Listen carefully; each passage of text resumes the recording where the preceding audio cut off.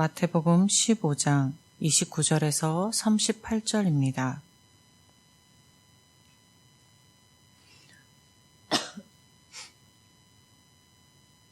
예수께서 거기서 떠나사 갈릴리 호숫가에 이르러 산에 올라가 거기 앉으시니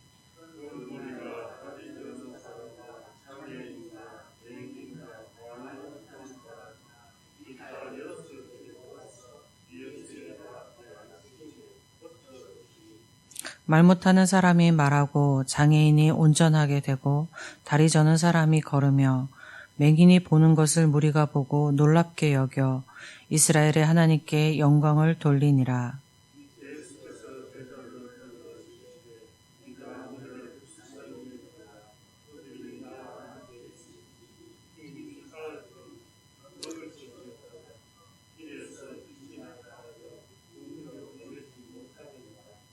제자들이 이르되 광야에 있어 우리가 어디서 이런 무리가 배부를 만큼 떡을 얻으리이까.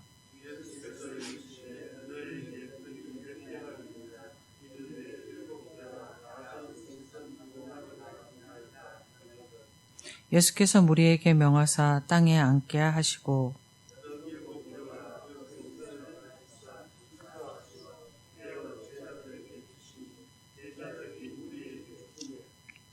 다 배불리 먹고 남은 조각을 7 강주리에 차게 거두었으며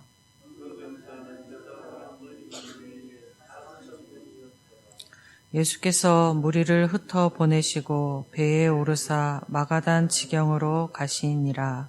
아멘.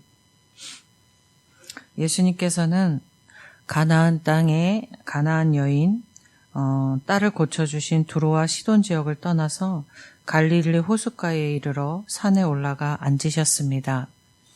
마태복음에는 이 호숫가가 어디인지 밝히고 있지는 않지만 마가복음에는 데가볼리 지방으로 가셨다라고 기록하고 있습니다.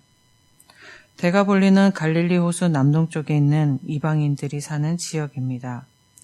오늘 본문은 예수님이 아직 이방 지역에 있으실 때에 일어났던 일들을 기록하고 있는 것입니다. 29절에 산에 올라가 앉으셨다라는 표현은 예수님께서 하나님 나라에 대하여 가르치기도 하셨음을 알려주시고 있음입니다. 예수님이 이방인들에게도 하나님의 나라에 대해서 가르쳐주고 있었습니다. 데가볼리에서도 여전히 예수님에게로 큰 무리의 사람들이 몰려들었습니다. 다리 저는 사람, 시각장애인, 말 못하는 사람 등 여럿을 데리고 와서 예수님 발 앞에 앉히니 예수님이 그들을 고쳐주신 것입니다. 이 예수님의 사역은 마태복음 11장에서 요한이 예수님의 감옥에 갇혀있던 요한이 예수님께 제자들을 보내어 질문합니다. 예수님이 예언된 메시아가 맞습니다. 라는 취지의 질문을 했었습니다. 이때 예수님께서 제자들에게 요한에게 가서 이야기해 주어라 라고 하고 말씀하신 것이 맹인이 보며 못 걷는 자가 걸으며 나병 환자가 깨끗함을 받으며 못 듣는 자가 들으며 죽은 자가 살아나며 가난한 자에게 복음이 전파된다라는 것이었습니다. 요한에게 예수님이 전해주어라 라고 했던 것은 오늘 내용에 오늘 데가볼리에서 일어났던 일과 거의 같은 일을 이야기하신 것입니다. 예수님이 요한에게 전해라 하신 그 이야기는 이사야 선지자가 메시아에 대한 예언의 말씀이었습니다. 그러니까 메시아 예언에 이사야가 한 메시아 예언이 예수님으로 인하여서 이루어졌다. 즉 예수님 자신이 메시아다라는 말씀을 하신 것입니다. 당시 유대 사람들에게 메시아는 유대인들을 위한 구원자였습니다. 그런데 오늘 본문에서 메시아이신 예수님이 이사야의 예언대로 치유하시며 하나님 나라를 가르치고 있는 대상이 유대인이 아니라 이방인이라는 것입니다. 그리고 예수님은 따라온 무리들이 예수님을 떠나지 않고 사흘 동안 함께 있었습니다.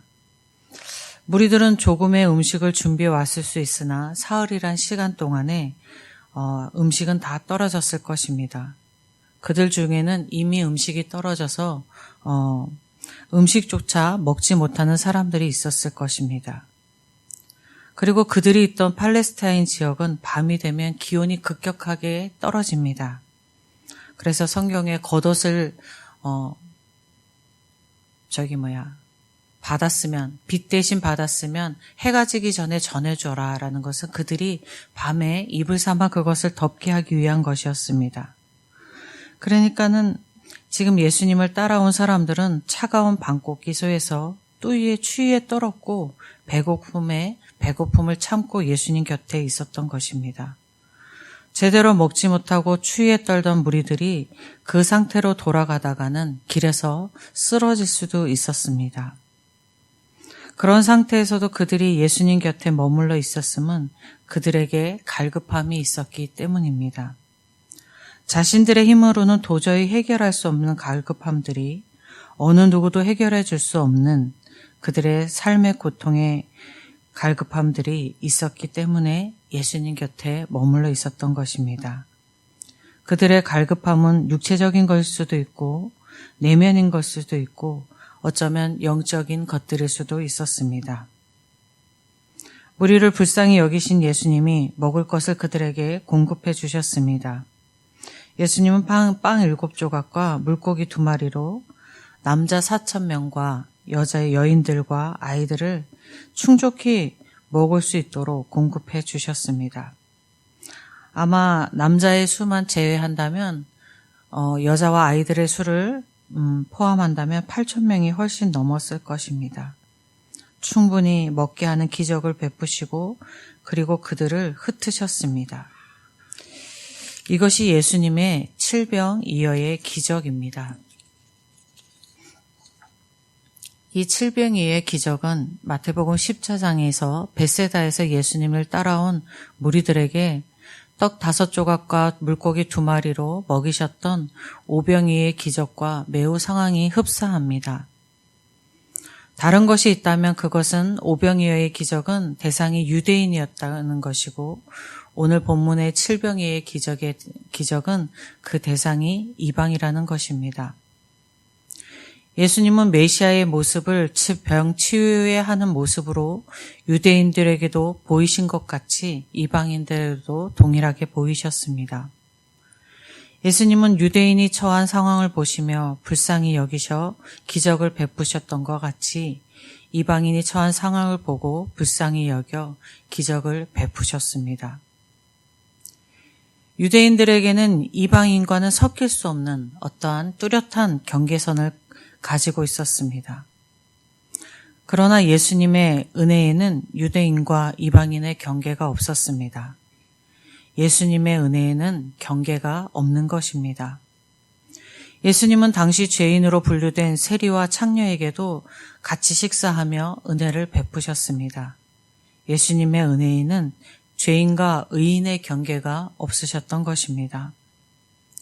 오늘날의 우리 성도들 중에 많은 사람들 중에는 사람이 은혜 받을 사람과 은혜 받지 못할 사람, 저 사람은 도저히 안 돼 라고 경계를 그어놓기도 합니다.